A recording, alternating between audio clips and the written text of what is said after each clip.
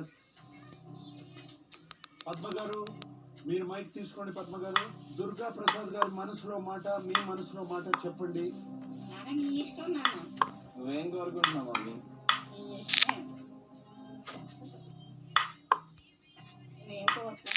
పద్మ గారు నీ ఇష్టమని చెప్పారు. నీ డెసిషన్ కోసం నేను వెయిట్ చేస్తున్నాను.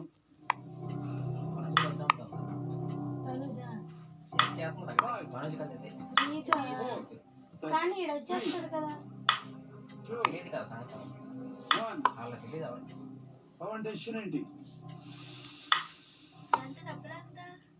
నేను ఉంటాననే నమ్మకం ఉంది సార్, బట్ మనీ చాలా నీడ్ అయితే ఉంది సార్. రవి దగ్గర ఉన్నటువంటి సిల్వర్ బ్రీఫ్ కేస్ లో 10 లక్షలు ఉన్నాయి.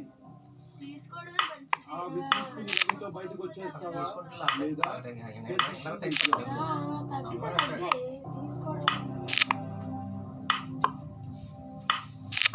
రిలీజ్ చేసే ఛాన్స్ లేదు సార్, 1 లాస్ట్ ఛాన్స్.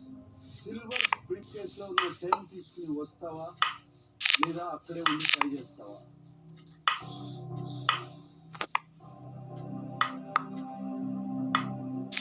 స్టే చేద్దాం అనుకుంటున్నాను సార్ ఈ అమౌంట్.